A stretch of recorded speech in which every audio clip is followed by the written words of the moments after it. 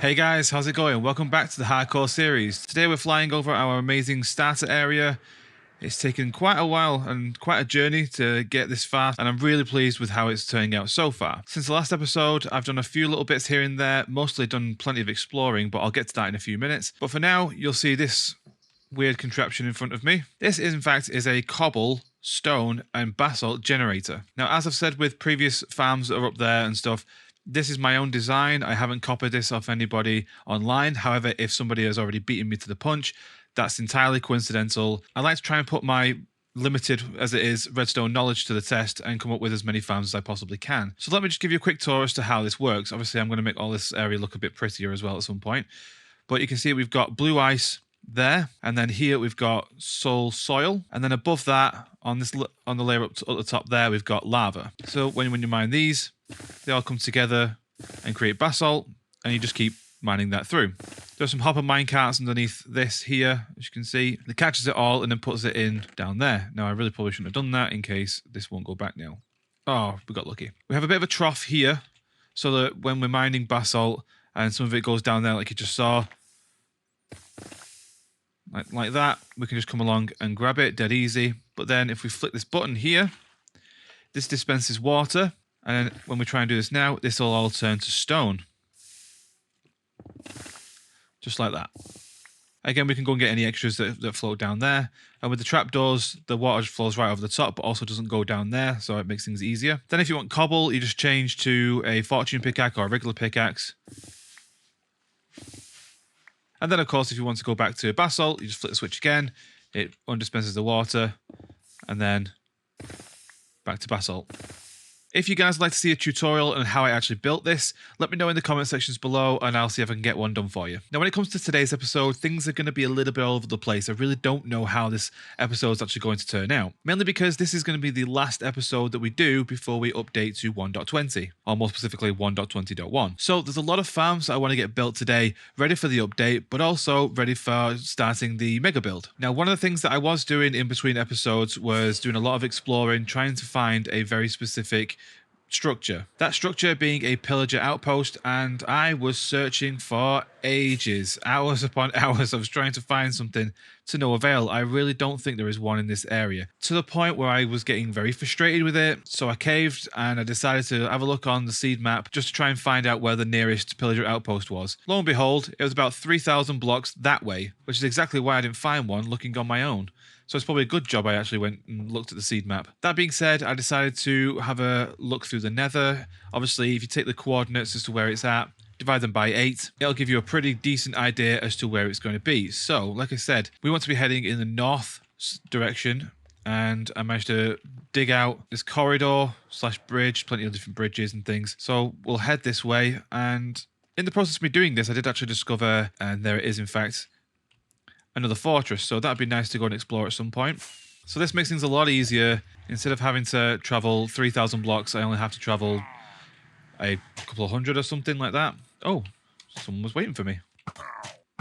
So here we have a pillager outpost, so that's going to make things a lot easier for this next build, because one of the things I want to build next is a raid farm, so that's going to come definitely in handy having that here. I can build it just offshore or something like that, so we can get better rates.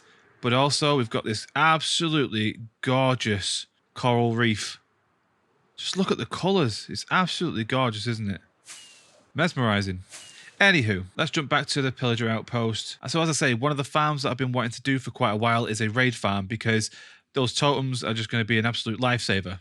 Quite literally. There's quite a few other farms that I want to get done, but unfortunately I just don't feel confident enough to do them without holding a totem. So I reckon the best place to build this raid farm is going to be just over the top of my head, just before the coral reef. Then of course, once that's built, we can then come back to these guys, find a captain that's got a banner on its head, kill him, get the bad omen effect, and then we can start the raids. However, one of the hardest items to actually acquire when you're building a raid farm is a villager, unfortunately, because you have to go out and find a nearby village.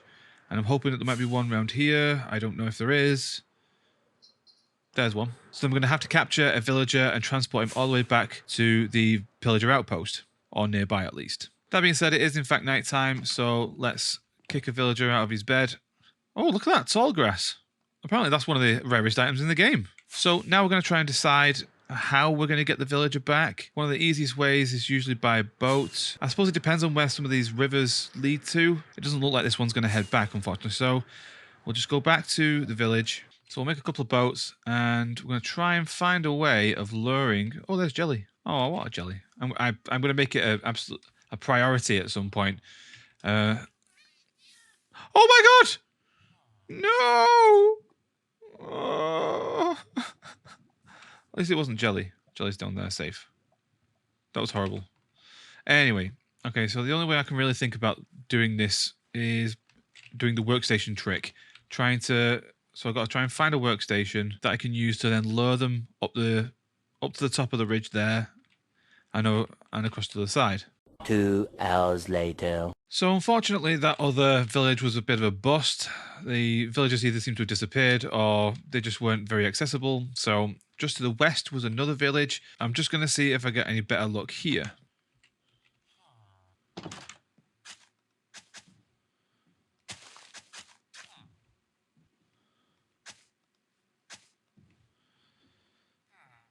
So I managed to get one, and I'm hoping that these riverways will take us back there. I mean, I think I saw that one did, but I'm not entirely sure. But this is definitely going to take a while, so I'll catch up with you guys shortly.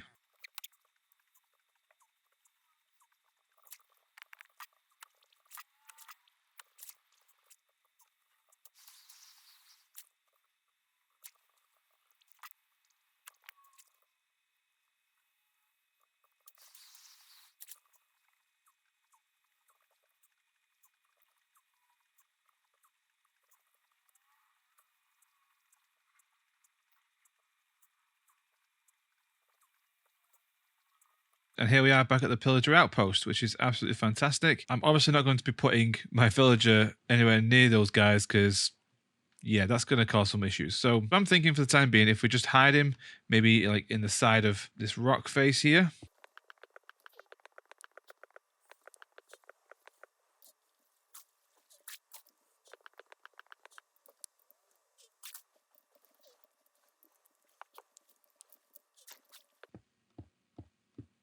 That way he's secure and we know exactly where he is for future reference. So as you can see, we've got this little platform here that we're going to use as our little base to start off this farm.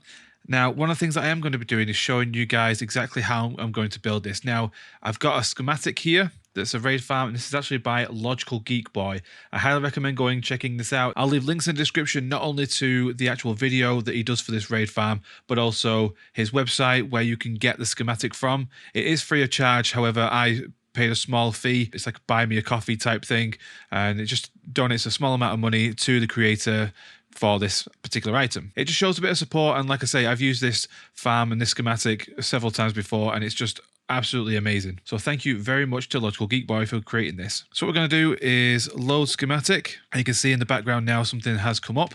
So what we're going to do is come out of the way a little bit here. So as you can see, the entire farm, its schematic is up here, and it tells you exactly where to build everything. Unfortunately for us, it is ever so slightly too high just because of where we were stood. So what we need to do is go into schematic placements, raid farm, configure, and then we look at the coordinates we've got here, and we can just step this down 1, and then it all sets into place. Now, the farm itself is actually in a very specific position. So if we were looking at it face on, we need to be looking south, which in fact we are doing. Now, there is a reason why this is so important. Logical Geek Boy himself actually explains it in depth and is far more eloquent with it than I am.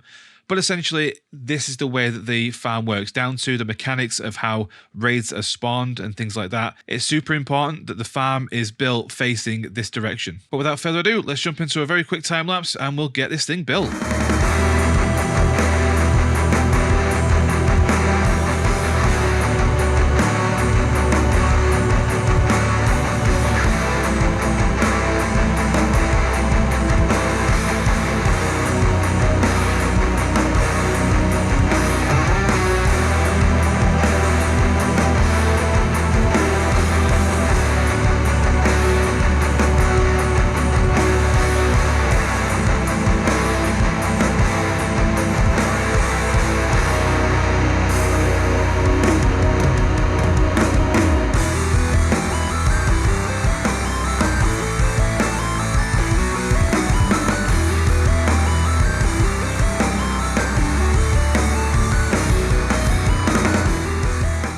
So here it is in all of its glory.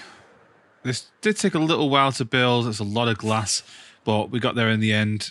It's a little bit difficult to actually build sometimes to these schematics because you put in blocks that aren't necessarily the ones that are on the schematics in the relevant places. And sometimes it's difficult to look through the actual schematic in order to see what you've placed, but there is a way of getting around that. I'm just too lazy to do that. That being said, it all looks like it's done. Here's all the redstone for it. Again, this should be relatively straightforward. So when everything spawns in here, which they should actually spawn on that one block there, just again, this is down to the way the mechanics of the farm are. Then they activate this tripwire hook, which then sets off the redstone timer, which goes through these repeaters here, then through the comparators there, and then shuts off this line of redstone here, which then activates the trapdoors there, which releases the water, which flushes them all into the water stream, and then all of them drop down that chute for me to kill. But then we do have a bit of a problem when it comes to the Ravagers. So that's what this lava is for. As they all get washed across here, the Ravagers are 3 blocks tall, so they will instantly go into lava and they'll kind of travel upwards, so then they're kind of trapped in there, and everything else just gets shoved along to this edge and then down onto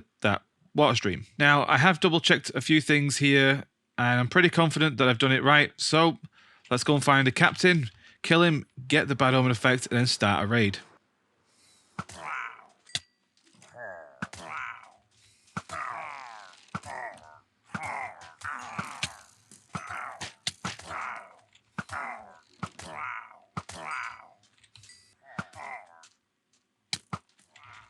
Okay, there we are. Voluntary exile. That means we have bad omen. So let's head over back to the farm. So then we drop down this chute, and even though it hasn't quite rendered in, there should be a waterlogged chest there, which I'm pretty sure I remember doing, and then we jump back up through here, and that'll start the raid. So here we go.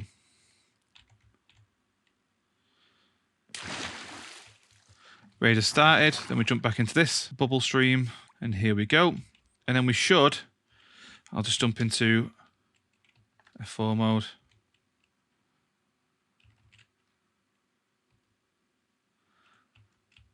Oh no. Oh dear, I have done something wrong. Yep. Yes, I've done something wrong. So I've built this entire thing too close to this shore, which means I'm going to need to mine out some of this. So this is incredibly unfortunate, but a consequence of not doing your research. So jump back out of here, and then we are going to go and kill those guys. Hopefully try and stop the raid.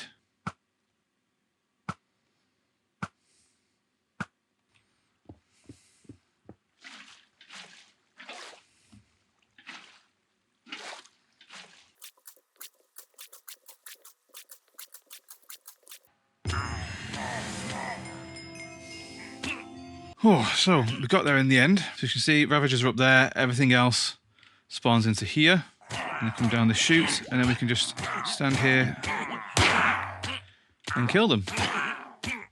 And it all gets filtered into this chest. Well, admittedly, that didn't exactly go as smoothly as I would have liked, but we got there in the end. So as you can see, what I did was create a 72 block radius circle around here just so I can get a guide as to where I need to spawn proof. And then in this section over here, I've just waterlogged this whole section and a little bit further over as well, just to be sure. And yeah, it's made everything nice and spawn proof. So all the raids now happen on this top platform exactly as they should do. So for me, this is a really big deal having a raid farm in a hardcore series, because that means now I've got totems of undying, which are going to be an invaluable asset when it comes to building not just other farms, but exploring dangerous areas. Now, something that I'm definitely going to do at some point in the future, probably off camera, is create a large storage system for this. There's a lot of different items that come from this farm, so it'd be really useful to have an auto storage system. That way I can organize everything that comes through really nicely, and if I need anything, I know exactly where it is. Of course, things like totems and a few other bits that come through aren't stackable, so there's a particular way I get around that, and I will show you guys that at some point, but for now, we're done here. Okay, so we're back at the starter house now, and it's just suddenly occurred to me that there was actually something that I didn't do in the last episode. I upgraded all of my armor and tools to netherite except for one item, which means I didn't get the advancement that I wanted. So without further ado, let's just jump over here and just very quickly, let's get our diamond hoe, because it's a fully enchanted one. So Unbreaking 3, Silk Touch, Efficiency 5, and Mending, and then netherite ingot. And now we get Serious Dedication. It was definitely worth doing that now, because obviously next episode I'm upgrading to 1.20, where I would have needed to have got the netherite upgrade. So that definitely makes things a lot easier. So what's the next job? Well, We're going to go to the nether. We're going to go to the nether roof because I want to be building a piglin farm. I came up with a little design in a test world, which I'm really proud of. Again, I know I've said this before, but I will reiterate, this is a design that I've come up with myself, but if someone else has beat me to the punch, it's purely coincidental. I've not looked at someone else's tutorial video. But these are all the materials that we're going to need. It's super simple, dead basic. The hardest part is actually getting the piglins themselves. We're going to want to go to the nether roof. That's what some of these items here are for. So A, we can get onto the nether roof itself, and then we can break the bedrock to get it back down again. Failing that, we can always just make another portal so that we can get in and out dead easy. So let's grab that and let's head to the nether and see if we can get onto that nether roof. So my immediate thought is that I want to go over to the corner here, and then we can try and mine up from here and then just keep adding ladders as we go. Now, whilst it has been a little while since I've been on the nether roof, obviously not in this one, but in previous solo worlds, but also on the server as well, there is a very particular block that we are looking for, and I'm wondering if that's it. We have to bring up F3, and then we're looking on the right hand side at targeted block. So we want targeted block on the right here. We're looking for this number to say 127. So I'm looking at this block and it says 126. That's not the one we want. So we keep digging until we find 127. Perfect. And that's really quite close to us as well. So that makes things a lot easier. So we're going to ladder up to this one. So this is going to be the really interesting part now, because I've got to go up the ladder. I've got to push myself as far as I can into the bedrock and then fire the ender pearl. And hopefully that'll get me onto the roof without suffocating, of course. So here we go. Keep pressing forward on W and here we go. Right now, so we are inside this block. So we've got to be very careful now because we don't want to lose this block. I'm going to jump up and then put a piston down so I know this is exactly where I want this to be. Okay, so the idea now is that we put 2 pieces of obsidian there, 1 TNT there, and I have actually just realized I'm missing something. I do in fact need a trapdoor. So I've got some oak logs here, that'll do the trick. Okay, so I put a trapdoor here, and then we put a lever on this side here with another piece of TNT there. So in theory, this should all work. That being said, I have a potion of regeneration here. I'm hoping that that is going to give me some sort of an edge. As and when the TNT goes off, if they blow me up, it's not going to be too detrimental, but we'll have to see how this goes. So if I chug this, then I also need to get a piston in this hand, down like that, and then we press this here, and then we want to get this pixel here. So we've got to be really, really careful, double and click as fast as we can. Oh, and he's done it first time. Look at that. See, that all happens pretty quickly, so it's a bit nerve-wracking, but yeah, we got there first time. I'm really happy with that. There's been several times before where I've done this and it's just taken ages, and I've gone through quite a lot of TNT and a lot of resources, and things keep getting blown up and I either lose health or... I've never actually died doing this, which is quite impressive, I think, considering that there's 2 pieces of TNT that are blowing up right next to you. Anyway, let's get cracking on with exactly what we want to be doing here. Now, we're in a Basalt Delta. We really need to be going into either a Crimson Forest or a Nether Waste. That's going to get us the best results. So if I'm not mistaken, I remember going into the south and us getting another waste over here somewhere. There we are. Right, okay, nether waste now. So we need to do 2 things now. We need to build the farm, leaving the tops of the chambers open, and then we need to build a platform, a spawnable platform. Piglins can then spawn on it. Then we're going to lure them into the chambers and trap them. So first off, we're going to put a chest down, and then we're going to want... I think it was 6. 1, 2, 3, 4, 5, 6 hoppers. Then either side of those, we can put down some building blocks just to kind of tidy it up a little bit. From there, we want the glass, and we're going to build each of these chambers. So first one's going to be in here, second one here, and then third one here. So we'll build up these sides a little bit. Need to leave these ones as is because we're going to bring in the droppers now. Come back here, shift click. May not have to shift click, but it gets you a better angle. Okay, then we're going to bring out these building blocks, one here, and then a second one there, and then a third one here. So we need to bring these out a few. Then we're going to get some redstone dust and join up these lines here. So in this area here, we're going to have the clock, and then that feeds into the droppers, which spits out the gold into the chambers themselves. So now we need to make the clock. We're going to have the comparator set to subtract mode. Then we put a lever here. Next, we'll get the repeaters. 1, 2, 3, 4, 5. 1, 2, 3, 4, 5. And we need to set these all to the most amount of ticks. So I think that works out at 4 ticks, because I believe that the first one, this is 1 tick. 2, 3, and 4. So these are all in with the most ticks, and then you just join those up at the end here. And then when we press this, that'll send off the clock going around like that. And it goes off again.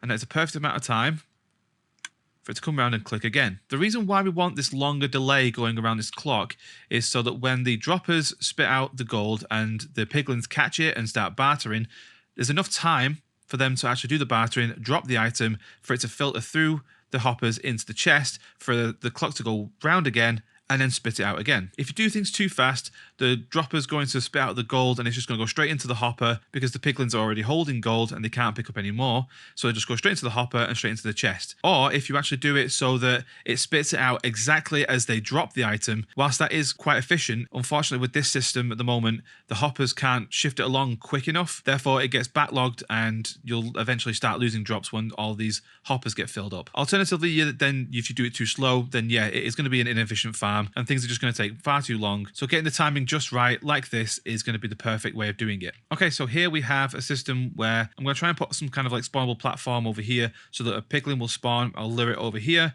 It'll jump up here, come along here. Whilst I'm standing up there, he can then fall into the chamber where he's going to spend the rest of his miserable life. That's really dark. So we've got a very rudimentary kind of platform mapped out. So theoretically, if I fly up really high, it'll despawn everything that's inside the nether. And hopefully, when I come back down again, something will have spawned here. But we'll see how it goes. Unfortunately, nothing. Just zombie piglins this time, I'm afraid. Well, we can't use these guys. So I've noticed that there is a crimson forest a bit further over, so I'm going to go to that one and see if we can get some better results there.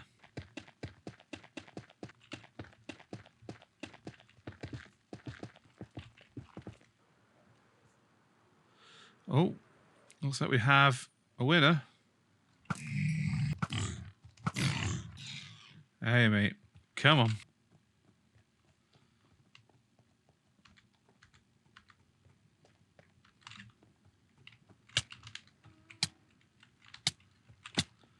Oh, blimey. That did not work at all. Let's see if we can try it again. He certainly hits hard though. Come on then. Let's try it again. There you go. That wasn't hard, was it? So we have number 1 in. Now for the life of me, I can't remember if I'm supposed to name tag these guys. That's going to really bug me because he's wearing a helmet and he's got a sword. He shouldn't despawn. I'm gonna have to Google this one, guys. Google is saying that because he's got the helmet on and the sword in his hand, he should theoretically not despawn. I'm not entirely convinced, so we'll give this one a test. We'll see how it goes. We're going to go back to the platform over there. If I come back and he's despawned, then we know to name tag the other guys. Let's go. Oh yeah, there's definitely 3 of them there. Perhaps getting 3 of them might not have been the best idea, but we'll see how things go. Oh yeah, well he's definitely despawned, so...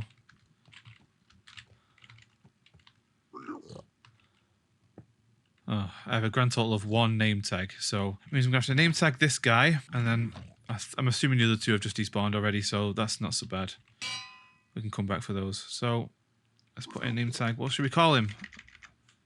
I name him after my granddad. He's grumpy too. Hello, Dennis. Alright, okay, you guys hang on here. Let me go back and get some more name tags.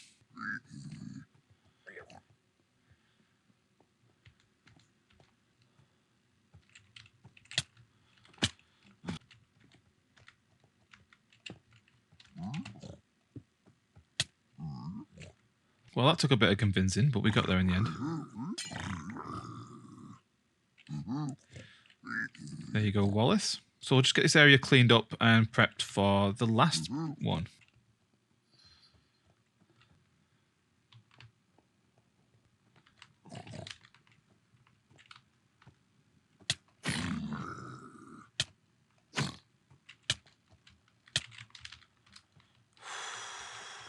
Once again, too close. So let's try it again. These guys really do hit hard, don't they?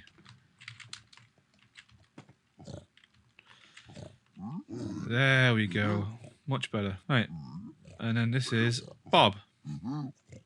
Everybody say hi, Bob. Okay, so we have our 3 esteemed gentlemen inside of their pens. And now we just need to fill up the droppers with gold, switch it on, and hopefully this thing should work. Now, I can't remember where I put most of my gold. Now, more than anything else, this is just a proof of concept at this point. So I've only put a stack of gold in each of these droppers. Theoretically, once we've hit this, everything should go according to plan. What can possibly go wrong?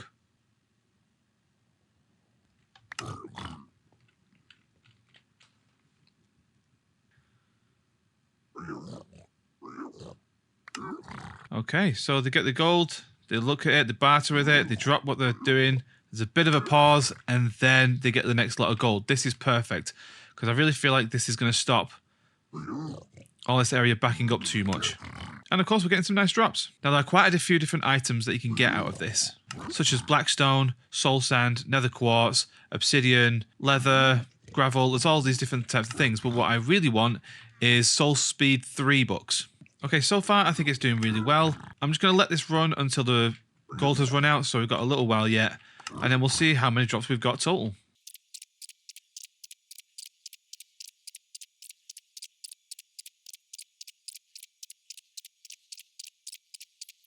Okay, so all the gold's gone now, and you can see that there is a little bit of a clog up at the bottom one here. So we may have to adjust the timings of the clock at the back there, but I really don't think it's going to be too much of an issue. Oh, saying that, oh, this is full up, isn't it? So, okay, so I think we have got a pretty decent and little efficient farm on the go here. I will definitely need to add some proper storage to it and sort of filter systems and things like that. That's definitely a job for another day. But overall, I'm really happy with how this has turned out. I think it's going to be a great little farm. It's going to get me some really nice resources ready for my mega build. But that's just about going to do it for this episode. Thank you very much for watching. I really do appreciate it. Stay tuned for the next episode where we dive into 1.20. It's a fantastic update and I can't wait to explore everything that it has to offer. Thank you once again, and I will see you all in the next episode. Bye for now.